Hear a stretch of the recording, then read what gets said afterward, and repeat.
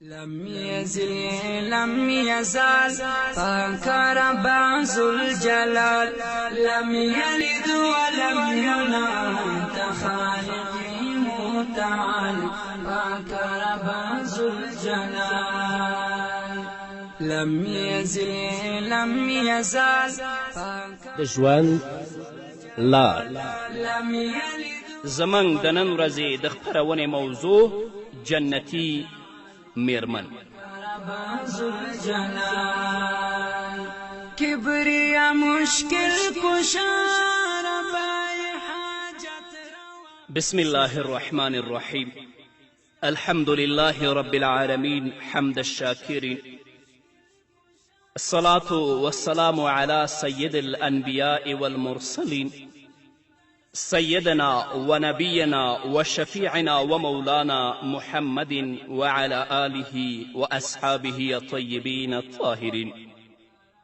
قدرمنو اوریدونکو د ژوند د لارې د خپرونې مینوالو، السلام علیکم ورحمة الله وبرکاته. ستاسو روغتیا او خوشحالي د پاک رب نه غواړم، په دې هیله چې د صحت او عافیت جامې پر تن ولرئ او خوشحالي مو په برخه وي. دا دی زه محمد یاسین فهیم د ژوند د لارې د خپرونې په وړاندې کولو کې ستاسو په خدمت کې یم. زموږ د نن ورځې د خپرونې موضوع جنتي میرمن. درنو اوریدونکو، خالق کائنات رب العالمین چې په انسانی دنیا کې مسلمانې میرمنې او ښځې ته کم مقام او مرتبه ورکړې ده، هغه د اهل بصیرت او د اصحاب معرفت نه پټه نه ده، او کمې خوبیانې او ښایسته صفات چې الله رب العزت یوې مسلمانې میرمنې او ښځې ته ورکړي دي، هغه هم د اهل بصیرت او د اصحاب معرفت نه پټ نه دي. او په دې دنیا کې چې مسلمانې ښځې ته د انساني ښایسته ژوند او د پرسکونه حیات دپاره د اساس او بنیاد کومه درجه حاصله ده، په دې باندې هم څوک سترګې نشي پټولی. په موجوده وقت او په موجوده دور کې دغه اساس او دغه بنیاد غربي تمدن او نوي تهذیب له منځه وړی تکړې تکړې کړی دی. او په کورنۍ کې چې دا معاشرتي نظام خراب شوی او د کورنۍ پرسکونه ماحول چې څنګه فاسد شوی، په هغې کې د دغه نوي تمدن ډیر دخل دی. ځکه د دې لپاره چې زموږ مسلمانې خویندې او مسلمانې میندې د فاطمة الزهرا رضی الله تعالی عنها سیرت مطالعه کړي، ځان د هغوی په نقش قدم روان کړي، یا د ام المؤمنین عایشې صدیقې رضی الله تعالی عنها مبارک سیرت مطالعه کې واوري، د هغې په نقش قدم روان شي. دا یې پریښی د غربیانو نه متاثرې شوي دي، د غربیانو د تمدن او د تهذیب نه متاثرې شوي دي. هغه حیات، هغه پرسکونه ژوند چې اسلام د دوی لپاره ټاکلی، د هغو نه دوی ځان محرومه کړی. همدغه غربي تمدن او نوي تهذیب مسلمانې ښځې د کور د پرسکونه ماحول نه ویستلی دي، پردو خلکو سره یې میلاو کړي، د بچو د تربیت او د خاوند د حقوقو نه یې غافله کړي دي. نو همدغه غربي تمدن او همدغه غربي تهذیب زمونږ اکثره مسلمانانې خویندې د امن او سکون او د پاک دامني او عافیت ژوند نه لرې کړي دي، او د هغو سکون یې خاورو سره خاورې کړی دی. کوم ذات چې دا ښځه پیدا کړه، کوم ذات چې دې ښځې ته وجود ورکړه، د معدوم نه یې موجوده کړه، هغه ذات د دې د مزاج او فطرت نه ډیر ښه خبر دی.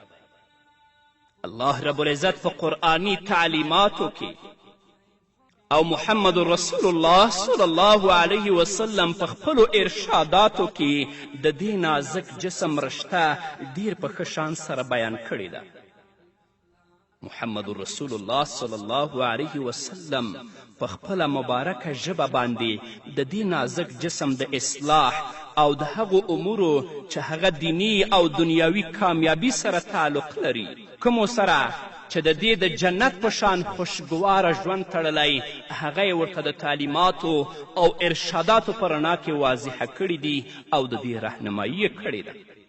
افسوس دی چې زموږ په ماحول کې خو به سړو ته او نارینهو ته څه ناڅه دیني معلومات وي، مګر په اکثرو ښځو او خویندو کې د دینی معلوماتو کمی دی. د دینی نادانی په وجه او د جهالت او ناپوهی په وجه اکثر د دوی دینی او دنیاوي کامیابي ختمیږي.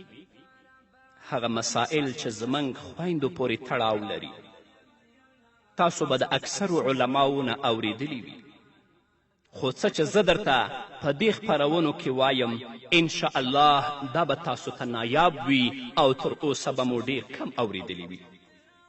انشاءالله په دې خپرونو کې د محمد رسول الله صلی الله علیه وسلم د احادیثو په رڼا کې د ښځو متعلق ټولې خبرې د کومو چې د هغوی ته د دینی او دنیاوي او د ښایسته ژوند په اعتبار سره ضرورت پیښیږي هغه به انشاءالله په دې خپرونو کې تاسو ته بیانیږي. نو د خپلو خویندو او میندو نه زموږ دا امید دی چې د هغوی په حق کې به دا خپرونې انتهایی فایدهمندې وي.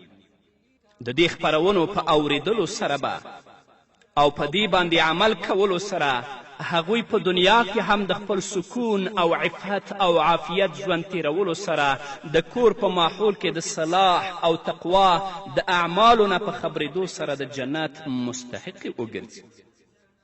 نو رب العزت ته د تضرع او د عاجزي لاسونه پورته کوم چې زموږ دا ویناوې په خپل دربار کې قبولې او مقبولې وګرځوي او د دې خپرونو په وړاندې کولو سره او اوریدلو سره زموږ خویندو ته الله رب العزت د دنیا او آخرت ښایسته ژوند ور په برخه کړي. نو په دې هیله چې د دې خپرونو په اوریدلو سره د جهنم د اعمالو نه مخ واړوئ او د جنت اعمالو طرف ته مخ کړئ ټول امت مسلمه ته او خاص طور خویندو ته د صراط مستقیم او سنت او شریعت زندگی الله رب العزت نه غواړم چې ور نصیب کړي. نو زما دا کوشش دی الله په خپل دربار کې قبول کړي او الله رب العزت دی د خپل رضامندي او د آخرت ذخیره وګرځوي. نو اوس به دا واورو درنو اوریدونکو چې جنتي میرمن او جنتي ښځه څوک ده.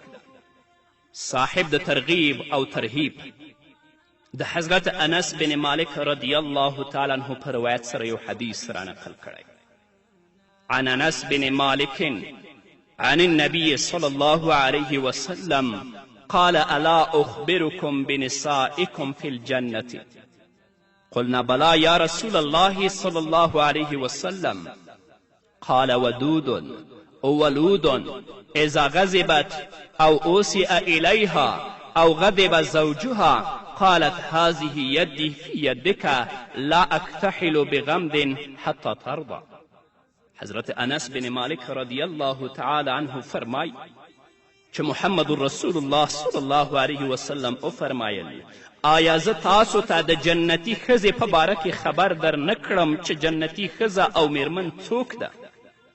حضرت انس بن مالک رضی الله تعالی عنه فرمایی موږ وویل ولې نه یا رسول الله موږ ته خبر راکړه. نو محمد رسول الله صلی الله علیه وسلم وفرمایل جنتي ښځه هغه ده چې په خپل خاوند باندې مینه وي. جنتي ښځه هغه ده چې هغه زیات بچي راوړي. جنتي ښځه هغه ده چې کله په دې باندې غصه وکړی شي یا ورته څه بد رد وویل شي یا د هغې خاوند ناراضه شي نو دا ښځه د خاوند په راضي کولو سره ووایي زما لاس ستا په لاس کې دی زه به تر هغه وخته پورې نه ویده کیږم تر کومې پورې چې ته خوشحاله شوی نه. دا د جنتي ښځې صفات دي او داسې ښځه جنتي ده. اما هغه ښځه چې خاوند ورته یوه خبره وکړي او هغه یې په مقابل کې دریږي خاوند ته 20 خبرې کوي دا کله هم جنتي نشي کیدلی. محمد رسول الله صلی الله علیه وسلم په خپله دې حدیث کې د جنتي میرمن او د جنتي ښځې څو صفات بیان کړي. لومړنی صفت یې ودود ډیر زیات خاوند سره محبت کولو والا. جنتي ښځه هغه ده چې په خپل خاوند باندې مینه وي او خپل خاوند سره محبت کوي. چې خاوند یې لږ غوندې ناراضه شي نو د دې ښځې سکون او آرام ختم شي. د محبت او آرام تعلق د هغې خاوند سره تړلی وي. هغه ښځه چې خپل خاوند سره مینه کوي د هغې به دا فایده وي چې بل چا طرف ته به خیال او دهیانې نه ځي، او د ډیر محبت په وجه که د خاوند د طرف نه ورته څه تکلیف ورسیږي نو دا ښځه به هغه برداشت کوي. د محبت په وجه به ترخه خبره هم خوښیږي. د محبوب د طرف نه رسیدونکی تکلیف د محبت په وجه نه محسوسیږي چې د هغې په وجه د کور نظام ډیر ښه کیږي. هغه خور چې خپل خاوند سره مینه کوي نو سخت مزاجه سړی هم د خپلې میرمن د محبت او د مینې نه متأثره کیږي. نو هغه ښځه او هغه میرمن چې خپل خاوند سره مینه کوي محمد رسول الله ویلی دی چې دا ښځه جنتي ده. دویم صفت ولود، زیاتو بچو راوړلو والا ښځه. هغه ښځه چې زیات بچي راوړي هغه د تعریف او د ستاینې قابله ده او د الله رب العزت او د محمد رسول الله په نس ډیره پسندیده ده. نو د دې وجې نه محمد رسول الله صلی الله علیه وسلم تاکید کړی دی چې زیاتو بچو راوړلو والا ښځې سره واده وکړئ. د واده د ټولو نه اهم مقصد د نسل سلسله باقی ساتل دي او د امت د افرادو د زیاتو نه زیات کیدل دي. د دې نه دا معلومه شوه چې څوک بچي نه غواړي یا د کم نه کم غواړي د دې دپاره چې عیش او آرام ورته میلاو شي او د بچو د پرورش او د تربیت مشقت نه بچ شي، دا د الله رب العزت او محمد رسول الله صلی الله علیه وسلم په نزد ډیره ناخوښه خبره ده. هو که چیرته یوه خور مریضه وي، یوه خور بیماره وي، هغه د خپل اولاد تربیت او پرورش ته نشي رسیدلی، که هغه د بچو راوړلو کې څه فاصله راوړي شریعت ورته هم اجازه ورکړې ده. عموما د غربیانو دا مزاج دی چې هغوی بالکل بچي نه غواړي یا د یو او دوو نه زیات نه غواړي، د دې دپاره چې د هغوی په عیش او آرام کې خلل نه وي، په سیر او سیاحت کې آزاد اوسي. په اوسني دور کې مسلمانان هم په دې کار کې د غربیانو نه متأثره شوي دي، یا د سره بچي بند کړي یا د یو او دوو او د دریو نه زیات نه غواړي. او حال دا چې کله محمد رسول الله صلی الله علیه وسلم د جنتي ښځې صفات بیانوي محمد رسول الله فرمایي ودود ولود. اولاد او د هغې ډیروالی دا ډیر لوی نعمت دی او د ثواب خبره ده. محمد رسول الله صلی الله علیه وسلم فرمایي زیاتو بچو راوړلو والا ښځې سره واده کوئ، زه به د قیامت په ورځ تاسو په زیاتوالي باندې فخر کوم. پاتې شوه دا خبره چې د بچو کثرت د غربت سبب دی، نو دا خبره غلطه ده.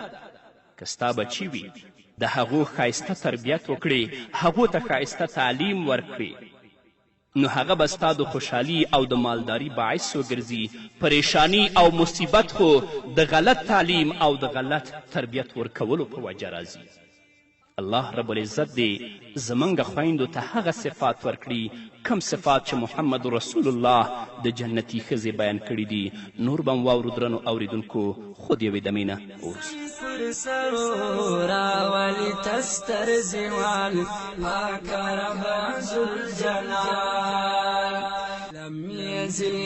لم يزال پاک رب ذوالجلال لم يلد ولم يولد خالقه متعال پاک رب ذوالجلال لم يزال پاک رب ذوالجلال لم يلد ولم يولد خالقه متعال پاک رب ذوالجلال کبریا مشکل کشار بای حاجت درنو اوریدونکو بیا هم زموږ سلامونه ومنئ. په دې باندې دې هم زموږ پلرونه او میندې پوه شي چې دا بچي او اولاد د والدینو په حق کې د دین او دنیا د کامیابی باعث او صدقې جاریه ګرځي. هغه مور چې حمل اخلي او تر څو پورې چې خپل ماشوم ته شیدې ورکوي، دې خور لپاره ډیر لوی ثواب دی، لکه څنګه چې محمد رسول الله فرمایي. دا حدیث صاحب د کنز العمال را نقل کړی. محمد رسول الله ښځو ته وفرمایل چې تاسو په دې خبره باندې راضي او خوشحاله نه یئ کله چې په تاسو کې څوک د خپل خاوند نه حمل واخلي او خاوند د هغې نه راضي وي، نو هغې ته داسې ثواب میلاویږي لکه څنګه چې د خدای پاک په لار کې د روژه نیونکي او د شپې بیدار اوسیدونکي ته میلاویږي. او چې کله په هغې درد راشي، نو هغې خور لپاره الله رب العزت په جنت کې د سترګو د یخوالي سامان برابر کړی چې هغه تر اوسه نه د ځمکې ملائکو او نه د آسمان ملائکو لیدلی. او د پیدایش نه وروسته چې ماشوم یو غړپ شودې هم وڅکي، نو په هغې باندې مور ته یوه نیکي میلاویږي. که چیرې د ماشوم په وجه په شپه کې دا مور راویښه شي، نو د الله رب العزت په لاره کې د اویا غلامانو د آزادولو ثواب ورته میلاویږي. او د محمد رسول الله په بل حدیث کې راځي چې دا هم صاحب د کنز العمال را نقل کړی. رسول الله فرمایي د حمل نه واخله د بچي پیدا کېدو پورې او د پیو نه پرې کولو پورې داسې ده لکه د اسلام په لاره کې د سرحد حفاظت کوونکي. که چیرې د دې په منځ کې دې ښځې انتقال وکړه او مړه شوه، نو د شهید برابر ثواب به الله ورکوي. دا عزت تاسو لپاره خویندو بس نه ده؟ دا مرتبه چې الله درکړې آیا دا تاسو ته بس نه ده؟ د محمد رسول الله په دې حدیث کې د جنتي میرمن او د جنتي ښځې یو ډیر اهم صفت او علامت بیان کړی شوی چې هغه د خاوند په محبت کې بلکې د هغه په مینه کې دومره ډوبه وي چې د هغه لږ غوندې خفګان هم نشي برداشت کولی. که چیرته په څه خبره باندې خاوند ناراضه شي یا غصه شي، نو خپل لاس د هغه په لاس کې ورکړي او د خپل محبت او تعلق اظهار وکړي چې کومې پورې ته راضي نه یې او خوشحاله شوی نه یې، زه به نه اویده کیږم. الله اکبر، څنګه شان دی د آرام او د مینې. آیا په اوسني وخت کې هغه خویندې چې د غربیانو د تهذیب نه متاثره شوي دي داسې کولی شي؟ کله هم نه. خاوند چې لږ ناراضه شي یوه خبره وکړي، نو هغه خویندې چې د غربیانو د تهذیب نه متاثره شوي دي یا د هندوانو او د ترکیانو د سریالونو نه متاثره شوي دي، 100 خبرې به دا خور د هغه خاوند په مقابل کې کوي. همدارنګه محمد رسول الله صلی الله علیه وسلم فرمایي، د ترمذی او د ابن ماجه حدیث دی، راوی د حدیث حضرت ثوبان دی. عن ثوبان فقال رسول الله افضله لسان ذاکر وقلب شاکر وزوجة مؤمنة تعینه على ایمانه. حضرت ثوبان رضی الله تعالی عنه فرمایي چې موږ د محمد رسول الله نه دا معلومول غوښتل چې کوم مال نفع ورکوونکی دی چې هغه موږ اختیار کړو. محمد رسول الله وفرمایل د ټولو نه زیات نفع ورکوونکی څیز دا دی چې سړي ته ذکر کوونکی ژبه، شکر کوونکی زړه نصیب شي او داسې ایمانداره ښځه وي چې د هغه سره د دین په کارونو کې مدد کوي. محمد رسول الله صلی الله علیه وسلم د نفع ورکوونکو 3 څیزونه بیان کړي دي. اول هغه ژبه چې خدای پاک ډیر ډیر یادوي، یعنی هر وخت د خدای پاک په یاد کې اخته وي او د الله رب العزت ذکر سره هغه تړلی وي. مطلب دا دی چې هر وخت د الله پاک په یاد کې، کله په مانځه کې، کله په تلاوت کې، کله په درود کې، کله په استغفار کې، کله په سبحان الله الحمدلله کې ویښیږي نو د خدای پاک په ذکر سره، که ویده کیږي نو د خدای پاک په یاد کې، که په بازار کې وي نو د خدای پاک ذکر، که په کور کې وي هم ژبه د الله رب العزت په ذکر باندې اخته وي. کله چې د الله رب العزت ذکر عادت شي، نو جسمانی کارونه د هغه معنی نشي جوړېدلی چې هغه اخوا کار کوي دیخوا کار کوي، نو ژبه د الله رب العزت په ذکر باندې مشغوله وي. نو ای خویندو، ای میندو، تاسو نه داسې هم کیدی شي چې کله پخلی کوئ، کار کوئ، د کورونو کار کوئ، ژبه د الله رب العزت په ذکر کې مشغوله وساتئ. دویم قلب شاکر، شکرګزار زړه د دې ډیر زیات اهمیت دی. شکر سره په نعمت کې زیاتوالی راځي، لکه چې الله فرمایي لئن شکرتم لازیدنکم. د شکر مطلب دا دی چې د الله پاک ورکړی شوي نعمت صحت او مال د الله په نافرمانی کې مه خرج کوئ. د ګناه اسباب مه اختیاروئ، ځکه څوک چې د ګناه اسباب اختیار کړي دا هم په ناشکري کې داخل دی. دریم چې کوم اهم سیز دی د دې مقام په اعتبار سره هغه دا دی چې د چا داسې ښځه وي چې د خاوند سره د آخرت او د دین په کارونو کې مددګاره وي. مثلا که خاوند د دین کار کوي، په مدرسه کې سبق ښیي، نو دا خور د دې په مقابل کې د دنیا طرف ته د مالی فایدو په لیدلو باندې نه راپاروي او داسې ورته نه وایي چې په دې کې مالی پریشانی ده. دا پرېږده زه څه د دنیا کار وکړه. ډېرې ښځې موږ همداسې لیدلي دي چې کله خاوند د دین کار کوي یا خلکو ته قرآن او حدیث ښیي، د هغې نه کمې پیسې لاسته راوړي، دا خور په دې باندې خوشحاله نه وي، هغه د دین کارونو ته نه هڅوي بلکې دنیا طرف ته یې هڅوي، نو دا د جنتي ښځې صفت او علامه نه ده. دغه شان د دې مطلب دا هم دی چې په مونځ، روژه، صدقه او خیرات کې د خاوند مدد کوي. خاوند که لږ سست وي نو هغه ته تاکید کوي، مانځلی پاڅوي او په دینی امورو کې ورته رغبت ورکوي، د جماعت، مدرسې او د غریبانو د امداد دپاره هغه راپاروي او تاکید ورته کوي، نو داسې ښځه د خاوند په حق کې نفع ورکوونکې ده. ځکه چې د دې ښځې په وجه د خاوند آخرت جوړیږي چې د هغې په وجه د ده ثواب دغې ښځې ته هم میلاویږي. نو ډېره خوشنصیبه هغه خور ده چې خپل خاوند سره په دین کې په عبادت کې مدد وکړي. که خاوند یې د منځونو پرېښودونکی وي یا سست وي نو د منځونو د پابندي ترغیب ورته ورکوي. او که خدای مکړه خاوندم په مانځه کې سست وي او خور د هغې نه سسته وي، نه هغه کورنۍ به کومه سي کورنۍ وي او دا د جنتي میرمن صفت هم نه دی. نو هغه خور چې خپل خاوند سره په دینی کارونو کې مرسته کوي، داسې ښځه په خپله هم جنتي ده او د خپل خاوند دپاره هم د جنت باعث ګرځي. که چیرې خاوند دینداره نه وي نو خطره ده چې د داسې خاوند رفاقت په جنت کې میلاو نشي. نو د دې وجې نه درنو خویندو د خپلو خاوندانو د دینداره کولو کوشش کوئ، د دې دپاره چې د دنیا په شان هغوی آخرت کې تاسو سره هم یو ځای وسي. په همدې هیله درنو اوریدونکو دا وه زموږ د نن ورځې خپرونه چې ستاسو درانه حضور ته وړاندې شوه. تر بلې خپرونې پورې چې زه بیا هم ستاسو درانه حضور ته راځم، تاسو ټول په لوی او بښونکي الله سپارم. پاتې ژوند مو نیکمرغه، ښاد، بریالي او کامیاب اوسئ. راولی تستر زوال پاک رب ذوالجلال، زما د عیسن پر سرو راولی تستر زوال پاک رب ذوالجلال، لم یزی لم یزال پاک رب ذوالجلال، لم یلد ولم یولد خالقه متعال پاک رب ذوالجلال، کبریا مشکل کشا ربای حاجت روا، بنده بنده یمستا، کبریا مشکل کشا ربای حاجت روا، بنده بنده یمستا،